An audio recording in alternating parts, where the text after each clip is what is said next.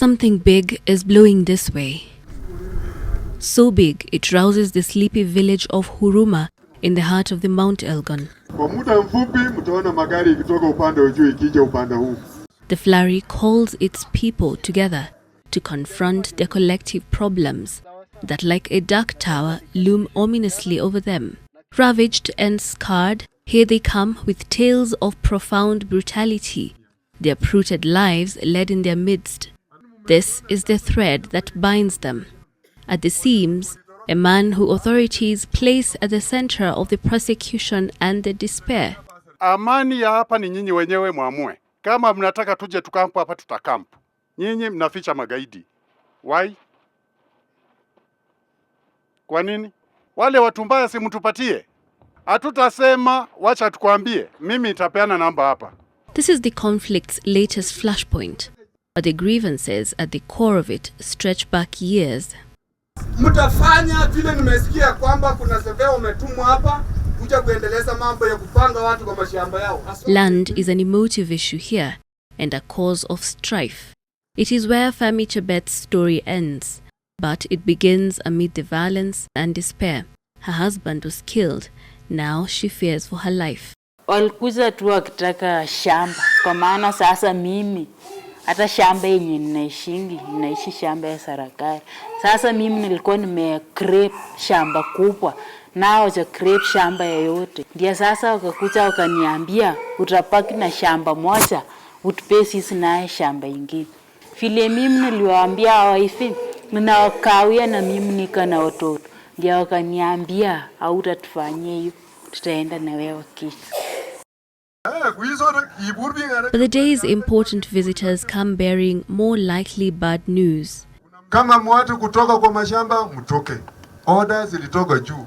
So that baada hii tutakuwa na exercise ambayo itafanywa itaendelea na tuta-identify ni nani anastahili kupewa shamba.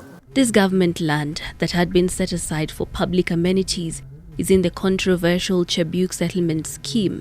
Fanuel Kuboi Barasa is one of the thousands of families facing eviction. The small parcel of land he carved for himself and where he's made a life is meant as a market. But just when his life had started to take root, he has to uproot his family again and take the journey to oblivion. The path that led him here, he says, was born of peril. Mzee alikuwa amenunua shamba eka 7. Sasa hiyo eka 7 ikafika sasa 89 wakati mambo tena waliingia mambo ya mashamba. PC wakati alikuwa anaitwa Francis Lekolol. Akasema watu wazee na vijana wakafanya tena vetting. Mzee aliachwa nje. Hakupata shamba hiyo 89. Sisi tulirudi tukaingia kwa hii shamba ya phase 3. Sasa haswa mimi nilikuwa nimetoka huko nyumbani huko mahali phase 1 huko nikakuja ngambo hii. Pia nikajipatia shamba ya 2.5. Nimeikalia mpaka 2006. Wakasema sasa wanataka wakawa hii shamba kirasmi. Watu watapeana tu nyumba kwa nyumba. Yaani sasa watu watapeana tu vile wanakaa. Lakini ikabadilishwa sasa. Wakaenda vetting tena wakachagua kamati nyingine. Jina yangu haikutoka kwa hiyo 1732. Iko watu hawakukubaliana na hiyo nini vetting. Ndio sasa hiyo vita ikaanza. In that year, the SLDF started by asking for a fair allocation of land. They claimed the previous land allocation schemes by the government was corrupt and excluded them from some of the mountains' more fertile lands, as one SLDF ex-fighter who also faces eviction explains. Baba yetu alikuwa na shamba na baadaye serikali ikaamua kugawa haya mashamba. Ili onekana kwamba ni shamba yako upewe title deed.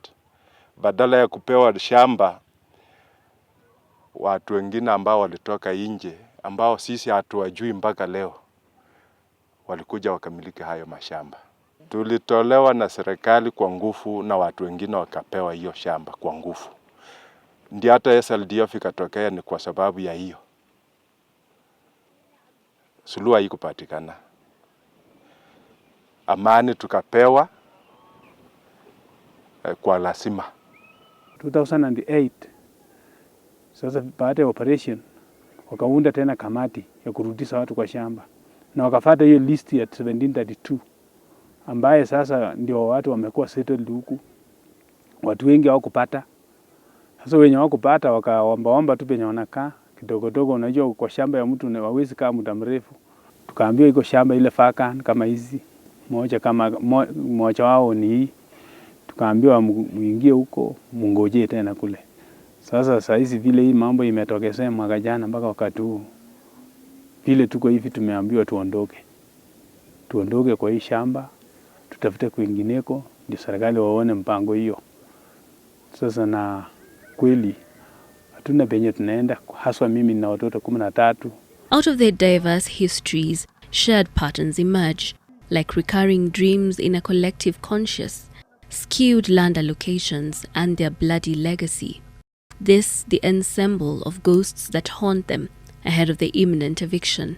Ukweli hakuna hapa. Hakuna mtu anaweza kufanya ukweli. Hapa ukitaka kufanywa ukweli uwe na pesa. Na si pesa kidogo.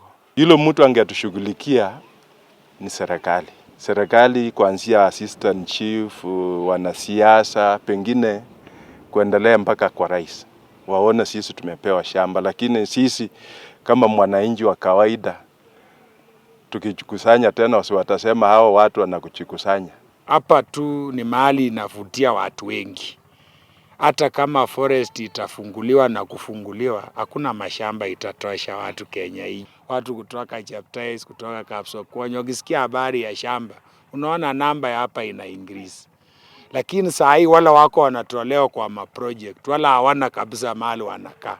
Kama wangefanya vetting saa hii, wangepata watu ambao wanakosa makazi ni wangapi, na wangedeal nao. Juu sasa ikiwekwa tu ya kwamba tunataka tufanye vetting tuone ni watu wangapi, watu watatoka hata Uganda.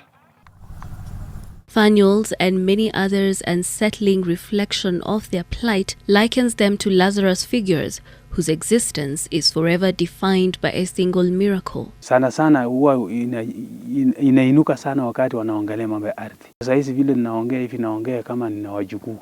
Sasa unajua wanapocheleweza watu wengine tena wanaendelea kukua na pia wanauliza mambo ya ardhi.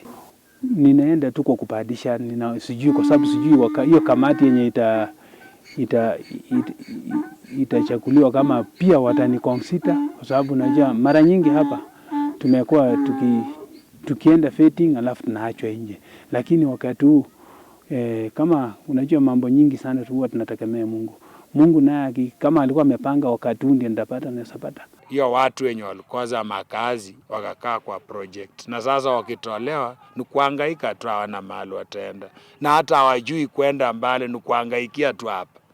So tuna hofu hata hii mahindi tuko tunapanda, pengine watoto hiyo watu ndio watakuwa wezi ya kuiba hii mahindi na viazi, juu hawatakuwa na kitu ya kukula. For now, they will prepare for the worst, but only hope that whatever's blowing this way will bring about permanent change. Sheila Sendeo, NTV, Mount Elgon.